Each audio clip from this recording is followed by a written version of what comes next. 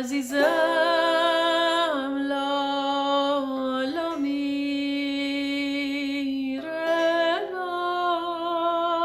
لالایی لالایت گویم و مامان خوابت نمیاد مامان بزرگت میکند یادت نمیاد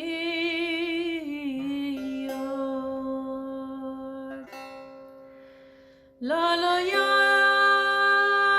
گویم و خوابت کنم من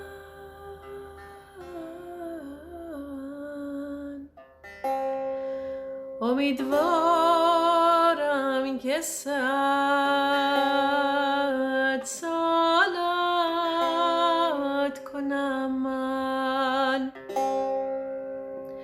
چه 100 سالی که درد و غم نبینه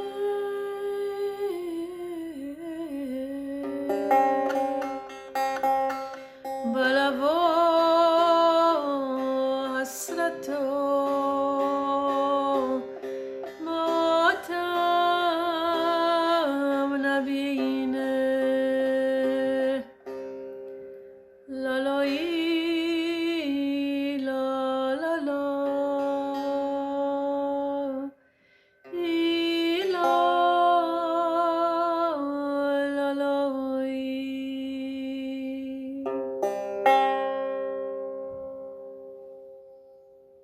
Thank you, Maureen. Welcome to the Whitestone Synagogue, our digital interviews. Thank you. I'm happy to be here. That was so wonderful, and I would say it was Nehedar. Our Polish audience maybe don't understand what it means, but it means wonderful. And your last name is Nehedar, so it's not a joke. No. And you are bringing to us a tradition that many of our audience don't know, actually the Iranian Jewish tradition. Tell me a little bit about yourself, because you are not born in Israel. You live in Israel now, in Yerushalayim, in Jerusalem, but you were not born there, I understand. I was born in Isfahan, Iran, and my family came in 1979 when the Shah fled to France, and we came to Israel without everything. We left our big house and property behind us, and we came with two suitcases. Wow. And your family were musicians? No, but not professional musicians, but they all are very connected to music and to prayers and to spiritualism. And so I think everything that they had inside of them just came into me. So I'm the one that brings that out very in a fine way. That is wonderful, because you are in a way like a third generation, or like, of that very strong tradition, or although your parents also sang the songs, I understand. Yes, but I can say that the real musicians in my family are my grandmother and grandfather, parents of my mother, that they still are very musical, and they sing, and they like poetry, and they know by heart so many songs. What languages did they sing in Hebrew or in Persian? Actually, they sing in Persian, but the Jews has also one dialect, Mahale, that is actually it's like Ladino or Yiddish. Yes. So they have their special language that combines sometimes Persian with Hebrew words. Mm. Oh, that is so interesting. So it's It's different also from Iraqi, because Iraqi have also another language, don't they? The Iraqi Jews, or is the same? I think it's very natural that people that Jews that were living in abroad, not in Israel, they were exiles for so many years, so they have to do something with the language. They have to do something with the food. It cannot sustain or remain the same thing. They wore the same clothes, more or less. They ate the same food, more or less, of course, and they sang the same songs, more or less, and they spoke the same language. So I think, and it's a little bit mixed with Persian and Hebrew then. Exactly, yes. But do they write in Persian or do they write in Hebrew letters? Oh, it's a wonderful question. They combine that also. I mean, if it's, there's the Torah that is written in Rashi letters, Yes. if you know, and but it's actually איך אומרים, Yehudi, but it's Yehudi. I mean, the phonetic, they were writing in Hebrew, but the word was in Persian. Can you understand? Yes, because it's actually the same in Yiddish, that they always kept the real Hebrew writing, but the pronunciation was different. Exactly. Yeah. Exactly. Yes, very interesting. The same kind of pattern. I belong to a generation, like we born in the 50s and 60s, who didn't care so much about it. But I feel people who are younger, they care more about these roots because they are so afraid to lose it. Yes, exactly. When I came to Israel, I was 2.5 years old. So I think I'm really anxious to keep it. Yes, that's true, but I don't think that many in my generation or the generation below my younger than me are so connected, because that the main culture in the world is Western. Yes. Okay, and Western people, for most of the centuries, all of the they wanted to say we are the best. We have Bach, we have Mozart, we have this, that, and this is the high culture that there is, and the other is an exceptional. They're outside the culture. Lately, ethno music has become very popular among young people. Yes, that's right. But I was really the pioneer when I was 18. I sang here very heavy stuff, very heavy songs that all my audience were really 50, 60, 70, 80. I didn't see anyone younger than me or youngest as me in the audience. And now? And now I think we're in a good position. That's right. But still, people are fixed-minded that Western music is really the highest, and then it's like in casta. But they do not know that Persian has classical music, which is really mathematic and fabulous and really philosophic and so hard to understand, to adjust, to perform.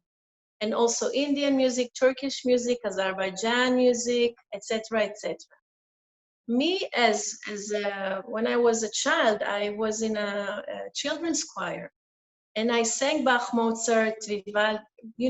I don't remember Schubert. I was taught to be an opera singer when I was older. Yeah, you went to the academy in Jerusalem. Yes, in Jerusalem, the Reuben Academy. Now it changes the name, but yes, for 7 years, I have 2 diplomas, one in singing and conducting choirs, and the other one is becoming a real teacher, a music teacher, vocalist, and also in school. So, you know, I have the whole range. So I can understand why it happens that, you know, some music gets a special institute that gives you, you know, the essence of that beautiful music, but unfortunately there is not such a thing in Israel or outside Israel, that, you know, an academy that really. So you think that Israel should have had an academy for example, Sephardic, Oriental music? They have something like that, but it's not I best understand. priority. Best It is not the priority. They state. have beautiful talents there, and very good teachers, but they do not have the same budgets. I understand. It's not like a state or a city institution. It's not an institution to support it. Yes, exactly. So, you know, so everything is, you have to commercialize it, you know. When something is in your face, so you see it, but you know, Persian music or ethnic music, you have to really find it.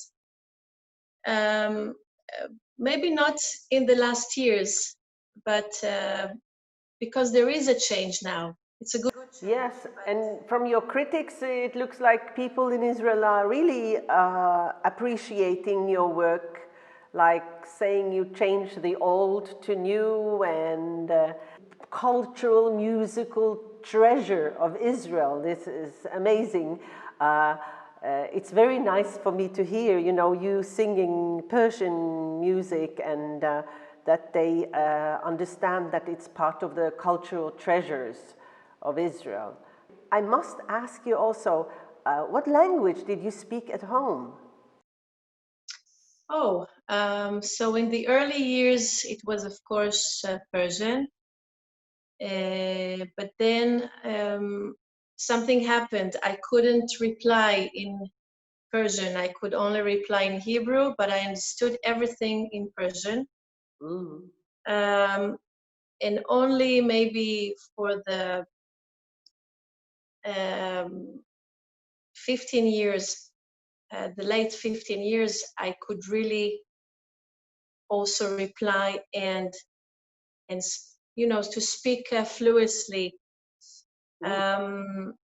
I think when you are a child and you're coming to a new place, so something happens. Sometimes the language is just shutting down psychologically, or you're shutting down something in order to fit. But thanks God, I can speak. I do not have the most biggest vocabulary in the world. I do have more vocabulary maybe in English, but it's also really comforting to know that I didn't lost it totally. It would make me very sad, you know. And do your grandparents or parents talk about Isfahan, or do you want to go back there, or do you have like a longing to see the place physically? My grandfather and my grandmother really, they have lots of memories, and you know, I really took tape and recorded what they say and sang. That's how my my research started, inside home. And then I came to other people, other elders, other informants that could give me another spectrum, another point of view. Yes, it was a really genuine curiosity for what was that big thing that we left there. I can share you with the feeling that I still feel a big longing to something. I don't know exactly what is it, but you know, something in my soul is not absolutely feels at home. So there's something is missing. Something is missing. You know. It's very nice said. It's like a part of you was left there with all. Oh, absolutely yes, absolutely yes. Do you know how many centuries you lived in Persia? Can you trace your family back centuries in Persia? I didn't try to do that, but my family, my grandmother and grandfather was the first one to come to Israel. So all their ancestors stayed in Persia. This is amazing. You know, have pictures, black and white pictures, and it looks from a different world. It looks from totally different world, and it's such. It makes you sad, you know, and it makes you sad and even sometimes envy that they lived such a strong community life, although they had big struggles, of course. I don't know what is best. I don't know what is best. But they are still living there, having a Jewish community still there in Isfahan. Yes, of course there is. Not much. They like their life there, and I understand that, you know, because you lose something when you come to a different country, even if it's under the title Israel. But you're very popular. I mean, people love your music, and before the corona, I guess you traveled a lot, and you are very well received. Yes, that's true. That is true. I'm blessed, thank God. I'm really blessed, and I think it's really it happens because I really put my soul in it, and I really, you know, it's like I'm diving inside of this without even seeing if there's water in the pool. You know what I mean? Yes. And I think the audience really can understand it. They don't have to be Persian. My audience is really very multicultural, and it's really surprising me. But you know, I understand when music is good and it's beautiful and it has a truth in it, and when you make it really fine, so everyone can relate to it and feel at home in it. Yes, yes, yes. And then you sing both in Persian and in Hebrew, I understand. Yes. Mm-hmm. Well, I sing in also other languages, but it's not my forte. What kind of language is Arabic? No. Arabic, of course, yes. English, of course. Ladino, Yiddish. Okay. But not in my performances. I do it sometimes, you know, as a small candy inside of the. But it's not, of course, the main thing in the show. I mean, Persia is such a big cultural. I mean, you represent not a small culture, but a huge culture. So there must be a lot of material and a lot of work. As I understand, you started to do also the research for these songs. That's right. Again, when the Jews came here, so nobody thought that, you know, they should record them and have something for the next generation, because nobody does that. Yes. And then when they started to lose people, you know, and they saw that the new generation is not that interested, some of them did, some of them didn't. And when they spoke with me, they said, we're so sorry we didn't do that on time. We didn't record our grandmother or grandfather or even our parents. Yes. So it took me a long time to see what is exactly I can call a Jewish Persian music, you know. And unfortunately, I didn't find many melodies, but there is a much bigger texts. So the poetry is very rich. Oh yes, very rich. Yes. And you played with an instrument. Can you show the instrument that you played with? Yes. Okay. Okay. A little bit further up so we can see. It's very little. Oh. Yes. Yeah. And tell us about this instrument. It's not a Persian sitar. I have also a Persian sitar at home, but I came here today with something that is something in between, and it has beautiful sound. It really inspires me. This is amazing. It's only metal chords. And you also compose a lot of the music that you sing. That's right. I compose in a very strict rules of the makam, Persian makam, which the name is dastgah. It's really a very hard thing to do, to learn it and to understand the gushe and each part of the makam, each part of the scale. So once I could understand what the scale wants from me, so I could really make a very good. But isn't the scale maybe similar to when you read the Torah, that the music should emphasize the text? Exactly. Yes.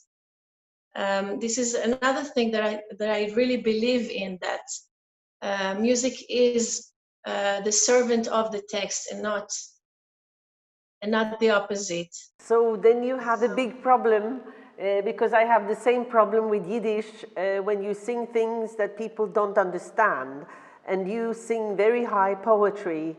I know that Persian poetry is it's like Shakespeare.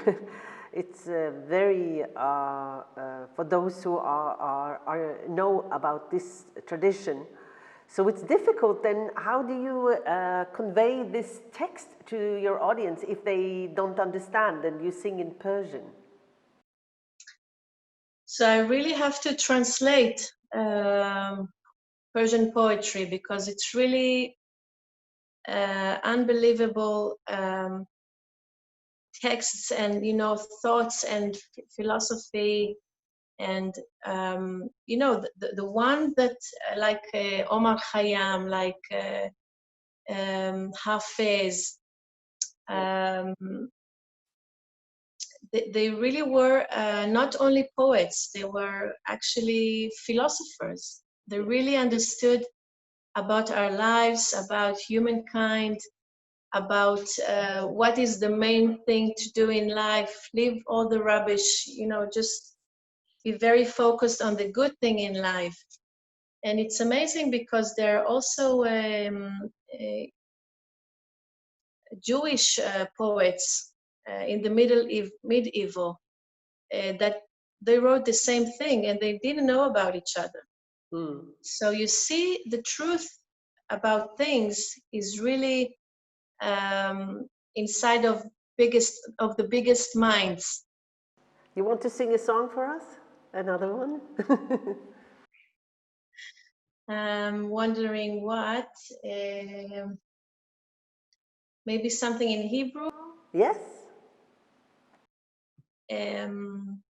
The first song, first of all, the first song. Can you tell us a little bit about the first song you sang? Yes. The first song, the name is Lalai. It's like lullaby. It is a lullaby that the mother is crying about her youth, that she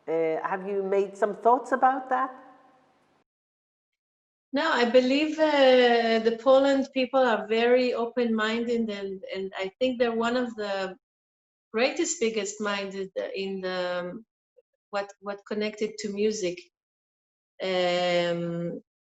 I've heard many good things about Polish people, so I have one of them in my home. At my home, my husband is his roots from Poland, so my kids are half Persian, half Poland kids. So Oh, nice. I know everything about you. I have no. So do you, as an artist, as an Israeli artist, do you find it interesting or important to build culture centers like in Poland, or maybe in the future also in Iran, that could also serve Jewish heritage, that could kind of bring this tradition back to the people, or be like, you know, we don't have the people anymore in Europe or in Persia. You say that there is a Jewish community, but it's probably very small, and in Europe it's also very small. But at the same time, our traditions, they go together. They are linked with each other. So our culture center is in a way bringing the artist also to in a way bring back the culture. But exactly. I think now artists like me are doing the diverse movement. They're teaching the audience. Yes. Instead of, you know, we have to learn everything from scratch sometimes, because we really lost many people that could be great teachers. But you know, even so, I believe that all people one day will know everything about everyone. So I should know songs in Polish. You have to know songs in Persian, in Iraqi, whatever, because music is for everybody. It's not that if I was born here in Iran, so I could not be interested in Bach. Yes. I still am, you know. So it's not a problem, you know. But it's so. The problem is only in our heads. We have dichotomic thoughts that this is for him, this is for him. No, it's.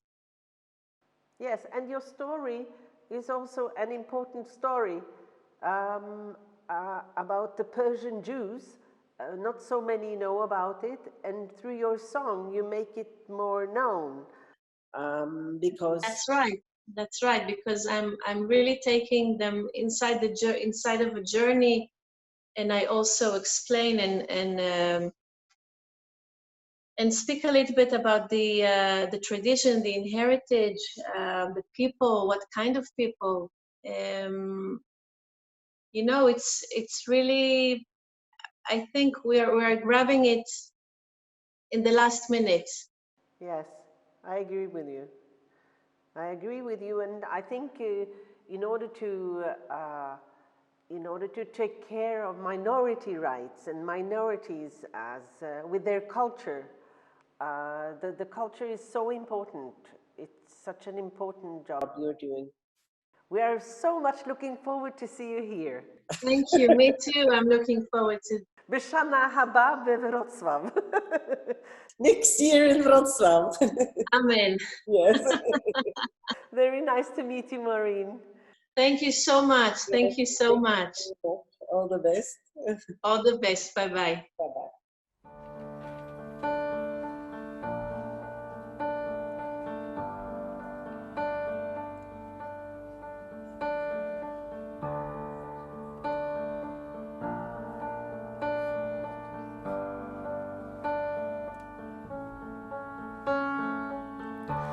אגדלך אלוהי כל נשמה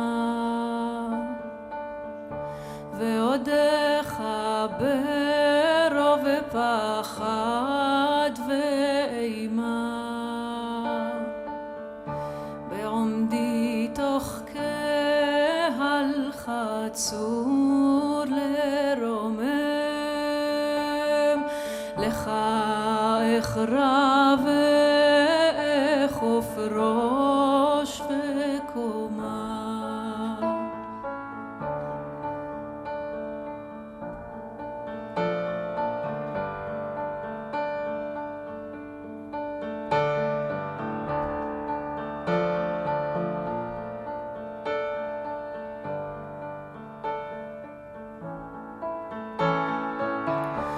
רקיערו מהלון אתה במבטא והארץ יסדה על בלימה היוכל איש חקור את סוד יוצרו ומי הוא זה בכל קדמה וימה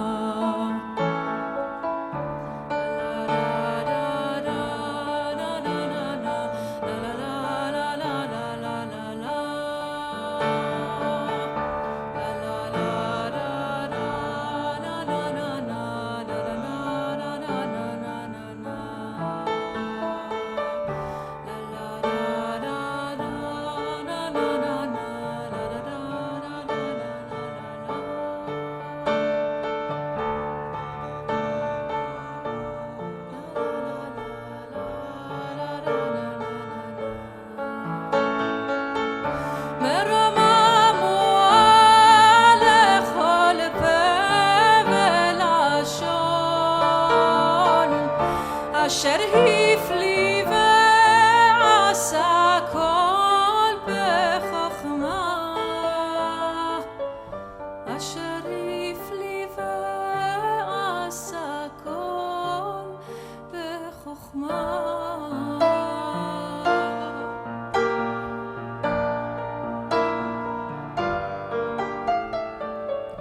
ויתגדל בגוי קדוש ועליון ויתקדש שם רבה בעלמה ויתגדל בגוי קדוש ועליון ויתקדש שם רבה בעלמה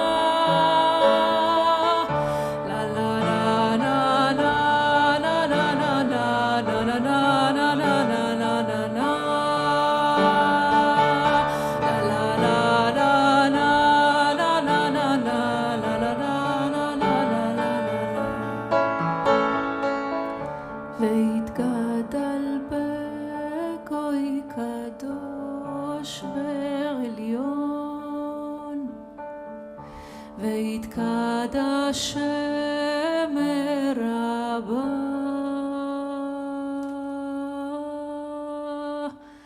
בעלמה